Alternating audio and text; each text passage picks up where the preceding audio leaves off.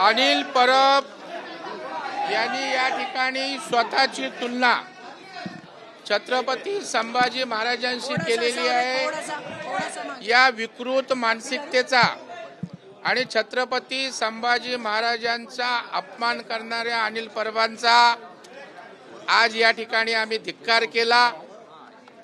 कारण काल सभागृहामध्ये अनिल परब यांनी छत्रपती संभाजी महाराजांचा धर्म बदलण्यासाठी छळ झाला आणि माझा पक्ष बदलण्यासाठी छळ होतोय आणि असं असताना छत्रपती संभाजी महाराजांशी तुमची तुलना होते।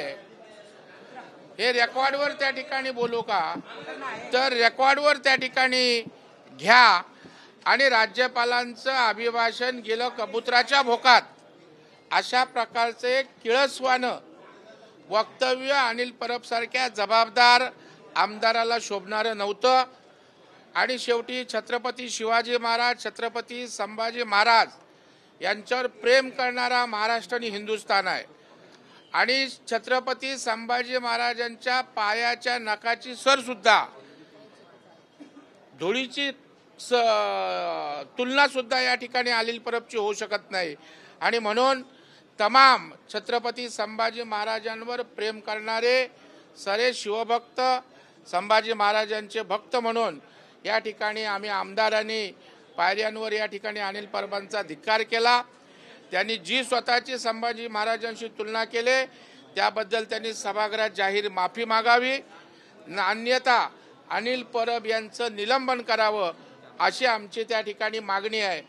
आणि राज्यपाल यांच्याविषयी अभिभाषणाविषयी जे काही वक्तव्य केलं तेही असंसदीय आहे, तेही या ठिकाणी शोभणारं नाही आहे। त्या संदर्भात त्यांनी सभागृहात त्या ठिकाणी दिलगिरी व्यक्त करावी, माफी मागावी, अन्यथा अनिल परब यांना त्या ठिकाणी सळो की पळो केल्याशिवाय आम्ही राहणार नाही। अनिल परब यांनी नकार दिलेला आहे दोन्ही वक्तव्यांवरती माघार घेण्यास। काल त्यांनी या संदर्भातील आपली प्रतिक्रिया माध्यमांवर व्यक्त केली। आता भाजपचा पुढचा पवित्रा काय? नाही, मला वाटतं म्हणजे तुम्हाला कुठला अहंकार आला?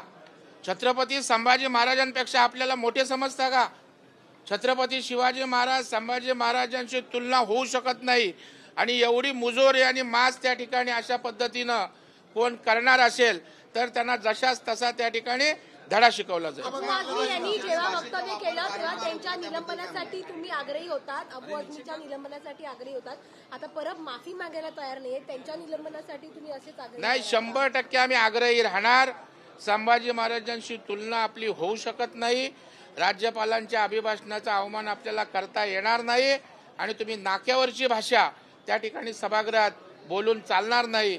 आणि शेवटी सभागृह वरिष्ठांचं सभागृह आहे, या सभागृहाकडे महाराष्ट्राचं लक्ष लागलेलं असतं आणि महाराष्ट्रामध्ये अनिल परबांच्या विरोधात एक प्रचंड संतापाची लाट उसळली आणि म्हणून छत्रपती संभाजी महाराजांचे पाईक म्हणून या ठिकाणी आम्ही पायऱ्यांवर आंदोलन केलंय। सत्ताधारी पक्षाकडून विरोधकांना दाबलं जाते असं काल महाविकास आघाडीच्या चर्चेत झालेलं आहे। जसं जसं उत्तर देण्यात येणार आहे असे आदेश आहेत। नाही, विरोधी पक्षाला दाबण्याची आवश्यकताच नाही, ते ऑलरेडी एवढा दबलेला आहे की त्यांनी पहिलं त्यातनं बाहेर येण्याचा प्रयत्न करावा। खरं म्हणजे अधिवेशनात विरोधी पक्षाची कुठेच छाप त्या ठिकाणी अस्तित्वच दिसत नाही। त्याच्यामुळे याचं आत्मपरीक्षण करावं, जनतेच्या प्रश्नांवर बोलावं।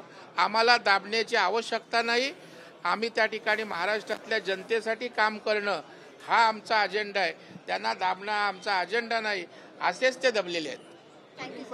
हिंदी में जानना चाहेंगे आज महाराष्ट्र पुन्हा एकदा नंबर 1 ला ठरलेला आहे। संतोष सर, हिंदी मध्ये सांगा प्रोटेस्ट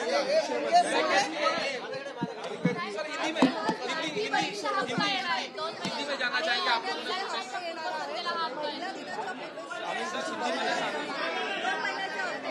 महिलांसाठी खुशखबर आहे, आमच्या लाडक्या बहिणींना शुभेच्छा आहेत। आज त्यांच्या संदर्भात सभागृहात चर्चा आहे, आणखी लाडक्या बहिणींचं कौतुक आम्ही त्या ठिकाणी करणार आहोत आणि हे दोन्ही हप्ते त्यांना मिळालेले आहेत। आणखी त्या ठिकाणी त्या सक्षम कशा होतील त्यांच्या सबलीकरणासाठी शासनाचा प्रयत्न सतत राहील। सर हिंदी में सांगा प्रोटेस्ट अरे सर हिंदी में जानना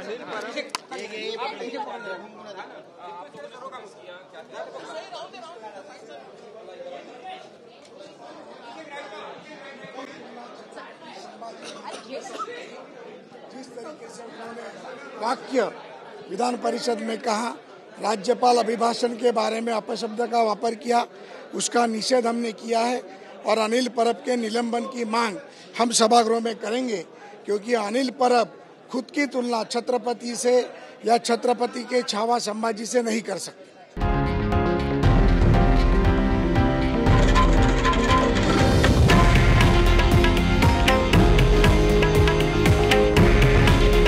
हे आहे देशातील नंबर 1 न्यूज नेटवर्क आणि आपण पाहत आहात TV9 मराठी।